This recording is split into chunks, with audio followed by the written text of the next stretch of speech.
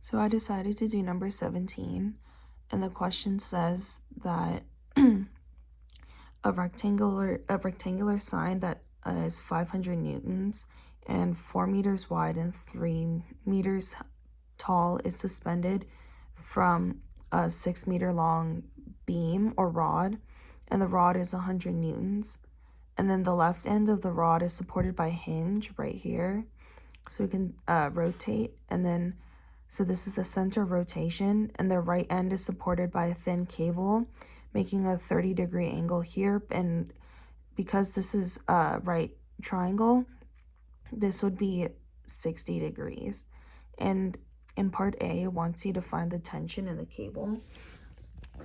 So I thought the most important part was setting up the diagram.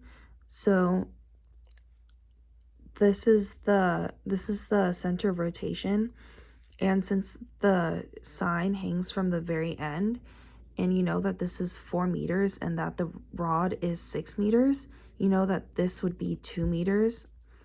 And since the center of mass for the sign is right here, which is in between the 4 meters, this would be 2 meters, and this would be 2 meters. So the radius or the distance from the center of mass of the sign to the center of rotation would be 4 meters. And that can be also solved for the rod. If you put the rod here, it would be 6 divided by 2, which would give you a distance of 3 meters. So if you want to find, you want to use this equation because it's in static equilibrium.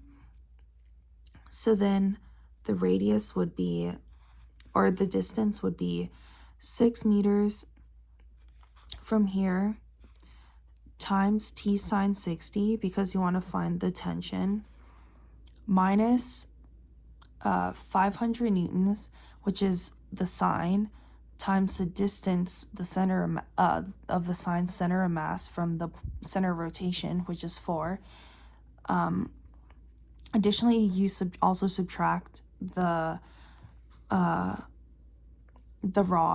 rod's weight as well, which is 100 newtons times the distance from the center of mass to the point of rotation, which is 3 meters.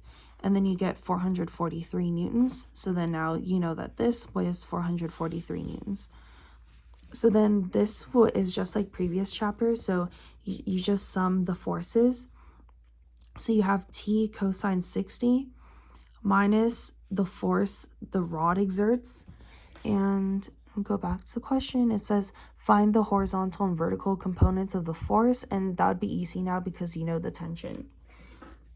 So after you solve for, and this equals 0, so then you get F of the rod in the x direction is 220 newtons. And then likewise, you can solve for the force of the rod in the y direction that it exerts. So it's the unknown plus t sine 60.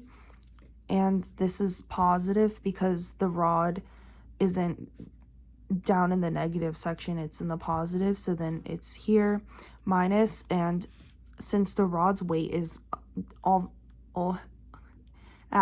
always going down, it's going to be subtracted 100 newtons. And same thing for the banner, which also subtracts the 500 newtons.